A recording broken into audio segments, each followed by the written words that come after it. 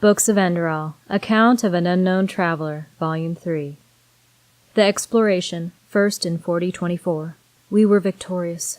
The battle was horrifying, more gruesome than anything I have experienced until now. The countless dead were soaking the earth with blood, turning it into reddish, dirty mud.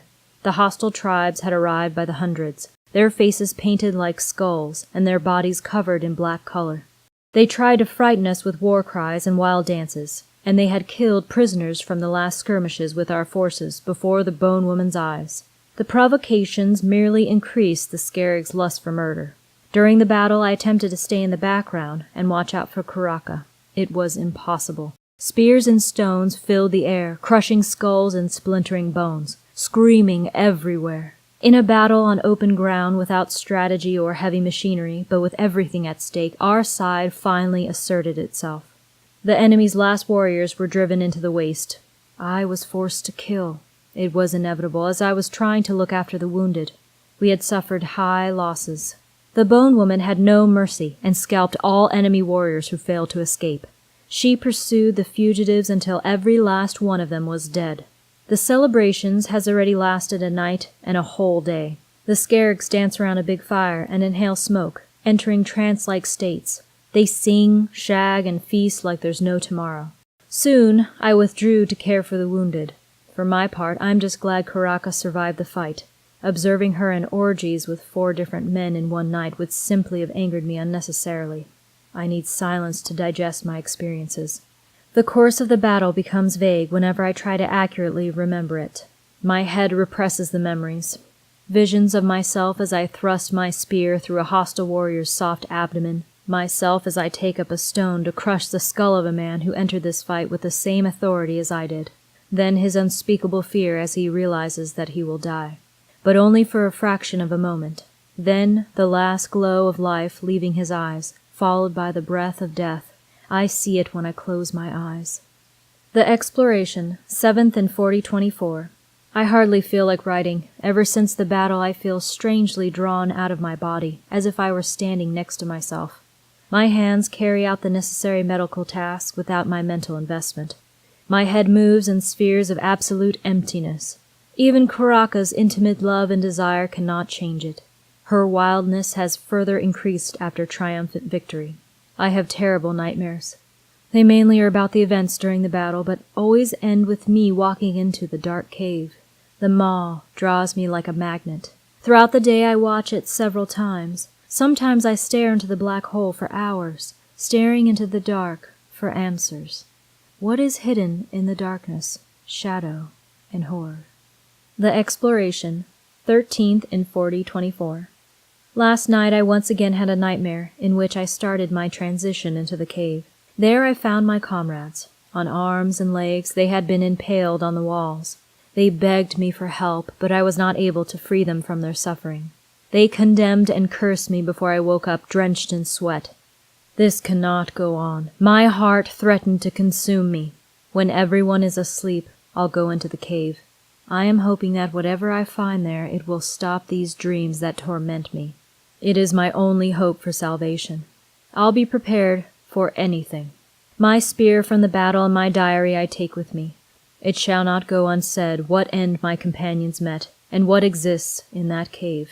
I am also taking a bag with tubers and some water with me. I know that the caves can reach very deep into the rock. In my previous life, in Enderal, I sometimes spent full days locked in them. From materials that I found in the village, I've tinkered with several makeshift torches. 2 flints complete my equipment in order to solve the mystery and to finally provide clarity. Once the moon stands high in the sky and everyone has gone to rest, I sneak to the cave entrance. Karaka knows nothing about my plan. I think it's better not to put on notice. Our last conversation regarding the cave has made it all too clear that the Skarigs neither reveal anything about what happened to her, nor like talking about her. I'll find the reason for such secrecy. The Exploration, 15th in 4024. It went deep into the rock. My torches were able to brighten my way through the tunnel. There were not many branches in the cave. Most of the time the way was straight, but rough. Some bifurcations led to dead ends or into shafts that were too tight to advance further. Again and again, faint moonlight shone through the small fractures in the rock. My search for truth led me on until the stones became more slippery. The sound of dripping water became ubiquitous with time. In the end, the path gave way to a circular chamber with a large hole in the ceiling. Moonlight flooded the room. Roots of plants grew inside via the opening of the chamber. Slowly I felt my way down the steps, into a sink with the base made of smooth stones. In the center of the chamber was a round altar, radiated by the moonlight. I had expected a place of sacrifice like this and braced myself on finding bloodstains in the last remnants of my comrades. But there was nothing of both. The altar was clean, not even the smell of mildew and rotting flesh. The entire chamber was filled with tension, as if something strange were in the air, a force that was of not natural origin. My fear spread through my limbs. I took my courage in both hands and explored the sacrificial chamber. There was nothing remarkable to discover except for paintings that stretched across the walls of the entire round. When I looked closer, I realized that they had been made of a kind of oil paint. The procedure was, as opposed to the traditional, primitive paintings of the Skyrim culture, completely different. It was clear and penetrating. What I saw on the walls did not fit their simple murals. The contents of the images were of such cruelty and so grotesque that I am unable to put it into words. What I found was deeply disturbing. Animals copulating with human counterparts in reproductive rites, indescribably brutal executions, and that was not all by far. The paintings culminated in the middle of the end wall in a large painting. I remember the feeling that came over me very well. My body refused to consider the painting. It refused greatly, for it knew what I would see would change me. I forced it to. In the painting I beheld several people in between the hands of a deity with 5 animal heads, suffering, having opened their mouths to scream. When I regarded it closer, I discovered the face of one of my companions among the tormented, as if someone had torn it directly from his skull and put it on the rock. With glowing horror, I found more faces resembling those of my kidnapped companions, so closely it sent shivers down my spine. I saw Vard, the insufferable sailor with our leader Sarek. They were all in the painting, as if they had already been there for centuries. The images put me into an abyss of fear. In the cave it was worse than during the battle. Even now I suffer inexplicable fear that makes me cry whenever I think of it. I can neither understand nor explain. All I know is that these drawings deprive me of any self-control. Frozen with fear as I was, they forced me to raise my spear against myself. They enticed me to put an end to my life, to kill myself by my own hand. To my amazement, the spearhead was trembling right under my throat as I managed to escape. Can the paintings drive a person to kill themselves? This is not possible. They are only pictures, only simple drawings created by a cruel hand. Nothing has become clearer. The cave caused more questions than before, and my nightmares are horribly worsened by the discovery. The exploration, 19th and 4024. My condition worsened further ever since I left the cave. Sometimes I hold the same suicidal thoughts that stalk me there. I can hardly resist them. If there are objects near to me with which I could harm myself, my hand sometimes starts to arbitrarily reach for it. Then I have to stop it with my other arm, summoning all my mental and physical strength. It is as if these drawings changed something in me. It seems like a gateway to the world of the dead, trying to get everyone who has seen it into its kingdom. The time came when I could no longer bear it. I told Karaka, my only confidant, what I had done and what was going on inside of me. Her face froze in front of my eyes as I told her that I had entered the cave. She paled. Then she ordered me to keep silent and covered my head with both hands. She looked deep into my eyes. Hers, shimmering with tears, searched for something in particular. In the broken Enal I had taught her, she told me that it was forbidden for members of our tribe to enter the cave. Anyone who dared to was condemned, for he brought the tribe in great danger. Only the 2 blind men were allowed. I asked her what happened with the paintings in the sacrificial chamber. She became even paler. I should have never entered the cave, she said, and backed away from me. Karaka thought I'd brought disaster upon us all. She quickly left the hut.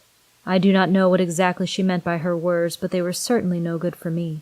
I won't sleep tonight. I have hidden all sharp objects so they are no longer in my sight, and then await for the next turn of fate.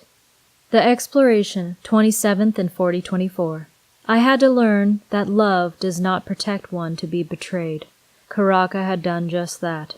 She did it out of faith to protect her tribe and decided to act against my life and our love. Abruptly, the Scarabs came into my hut and dragged me roughly to the throne of the chief. The entire tribe yelled at me. Stones flew. I saw Karaka next to the chief. She suffered my conviction with dignity. A warrior like her showed rarely weakness. The bone woman spat at me with insults, of which I knew to interpret only half. The Scarabs dragged me to a wooden peg on which they firmly tied me. There I stood, tied up, and could not do anything besides squirming and seeing my terrible end directly into the eye. Even now, when it's all over and I look at the stake, I cannot believe that I survived that situation. I did not die. When I was born, the kindly Malthus gave me a toughness of a cat. Otherwise, I cannot explain what happened. I fainted, just at the moment when the chief hit me in the face, pulled my head up and put a bone knife to my hairline. She was ready to claim my scalp for the offense of entering the forbidden cave and having harmed the tribe. When I awoke, I knelt in the dust. My shackles had been severed. My body was stiff, as if I remained a whole day in this crouching position. My eyes only slowly regained sight before they were able to see that all Scarabs lay on the ground. I rose sluggishly and looked at myself among the countless corpses. The bone woman, right at my feet. She held the blade of the sharpened bones, with which she had intended to kill me. Beside her lay Karaka. Her hair was matted with blood. She had rammed her own knife in the chieftain's back. She, in turn, had been murdered by another member of the tribe.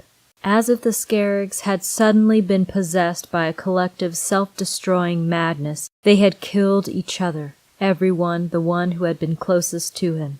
I looked blankly from corpse to corpse. The wind swept over the bloody bodies. It was the only sound in the dead silence. They had exterminated themselves. I sank down to my knees beside Karaka and put her head in my lap. But I could not cry, not even scream with grief. Nothing was possible.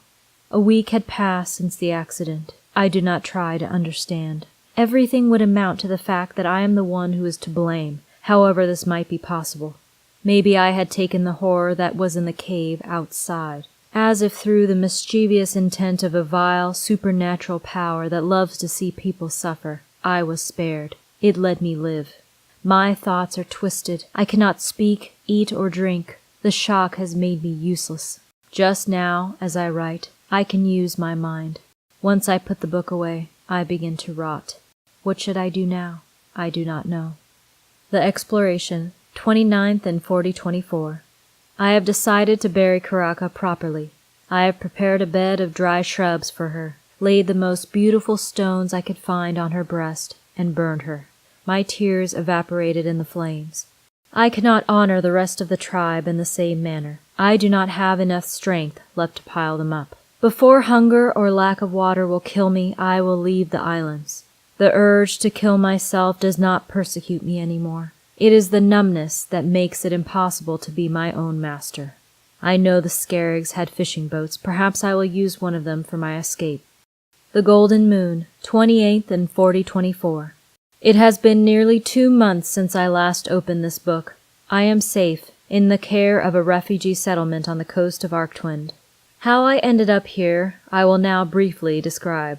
As I had already written in my last entry, it was my goal to escape the islands. I fought my way through to the coast. From the village, a path directly led to the rocky cliffs. Between spray and stone, I found a small bay I was looking for. With great effort, I pushed a small Scarab fishing boat into the water and paddled out to sea. The small sail caught the wind, and I was slow. I could only hope that the current would carry me to safe harbor. After a few hours, I was so powerless that I had to lay down and fell asleep immediately. For a long time I rested, until the gentle touch of a hand on my cheek aroused me. I saw Karaka, whose black hair was around her skin and fell on my cheeks, at first. As my eyes cleared, the face of a woman with hard features appeared. She dabbed my forehead with a damp cloth. I remember the smell I noticed very well. It was Trebantus herb, a bitter plant with which they treated my wounds. I knew it from times past, of the times when I had roamed the woods of Enderal. The current had carried my little boat up to a beach on the continent of Arctwind. Once again I had been impertinently lucky. having been washed up near a refugee settlement for, as is commonly known, there are not many living souls to be found on Arctwind anymore. The inhabitants of a small settlement found me completely exhausted. They were mostly good-natured people. They could have left me there in the wet sand, but they did not. One family agreed to look after me. After my first awakening, I could hardly speak long enough to thank them for their help. The words did not come to my lips. They seemed to be locked in me. The woman named Carmilla, who looks after me with her eldest daughter and her husband Avril, is very tender with me. I notice that she does not trust me completely and is very cautious with me. Little by little, the inner emptiness that filled me vanishes. The year in the company of the Skyrigs has marked me. Above all, these last events certainly have not passed without trace. But slowly I regain the feeling of how life really is, and my taste buds even enjoy a meal other than tubers. The inhabitants of the settlement integrate me into their daily work. They give me simple tasks and invite me to dinner together. Some men are suspicious. They are asking me questions about my origin. I cannot blame them. If a stranger had been washed in front of my door, I would have done exactly the same thing. At some point I have to explain to them where I am from and what has happened to me. So far, I have been unable to. It is still too recent. The fundament and the day of our departure have long since passed. For a whole year I am already on this trip. When I remember that day, it seems as if my comrades and I tossed the wooden plank to the ship deck just yesterday. The first harvest, 2nd in 4024. I made myself tell the inhabitants of my story. Some did not believe me until they saw the broken man's gaze, my gaze, in the glow of the fireplace.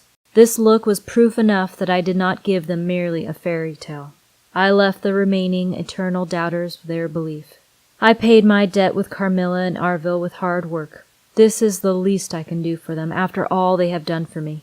At a small festival, the children of the settlement asked me about the savages of the Bony Islands. I told them harmless stories which were far removed from the reality of the Skyrigs. The little ones liked it. I start to see the world with different eyes, and I also believe that the world now sees me with different eyes. I have become dumb, and seldom a laughter escapes me. Still, I am back on my own 2 feet. As I have left the strange world of the Skyrig Islands behind me, it is becoming increasingly clear to me where my roots lie. I suddenly feel the old memories of home sneaking back into my head. It pulls me back to Enderal. If I have survived all this, it may well be the predestination of my path to return there and make my discoveries public. Malthus's will, it could be called. He gave me more luck than cleverness to accomplish this, my task. Star Summer Night, 25th in 4024. An expeditionary ship from Kira arrived in the village. The scouts were on their way back from Naram's northern edge. I had a conversation with its captain, to whom I described my situation. He allowed me to go to Kira. Because I follow the same vocation and I insisted that I do not need much provisions, he did not demand payment. I did not have a single coin, so I was very happy about this circumstance. Carmilla and Anvil gave me all the supplies which they could spare. I embraced her in parting. Any kind of thanks is inadequate to the weight of what they have done for me. I am forever in their debt. For several weeks I have traveled the coastline of the continent. Sometimes I go on foot. Every now and then I meet a kind of merchant on whose cart I can ride for a while. I discover a very special beauty in the desert landscape and write a few poems about the prominent points. I had already done this in my youth when I stumbled across fascinating landscapes. The time here makes me at least partially forget my sadness. With every sunrise I move a little closer to home. It will not be easy to return to my old life.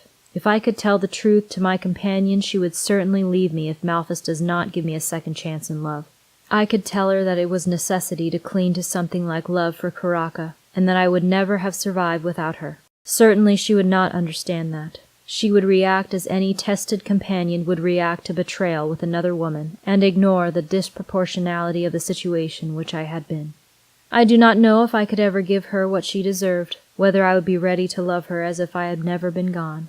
Who knows, for if in the 2 years of my absence she may have already found a new companion for her side. As you can see, the troubles of an ordinary man enter me again, after they have been absent for such a long time. This will be the last entry of this report, and was initially supposed to document our journey. In the days of my imprisonment it has become my most faithful companion, and survived the greatest dangers with me. Here I was able to write down all my thoughts. On these pages my mind was always cool and keen, even if it threatened to disintegrate when I was not writing. It is not easy for me to put my feather in the parchment for the very last time. But it is time to seal the end and hand over this report to the hands of our guildmaster so it can be published. I do not want any pay for what we have found. Having safely arrived in Enderal is more than enough for me. What I am hoping for is a monument to my brave friends, whom I doubtlessly lost in an inexplicable tragedy on the Skerrig Isles. I will tell their families what happened so they do not have to remain in uncertainty. I cannot explain their death. It is linked to the murals I found in the sacrificial chamber of the cave. Let the people who do not want to believe it declare me crazy. I know what I saw and do not deny a single word of what I've written down. Malthus himself is to be my witness. This report is the achievement of many. Our discovery forever lives in it. We were the first to land on the Bone Islands in the Lost Sea. May the souls of my comrades, my friends, find their peace wherever they may be.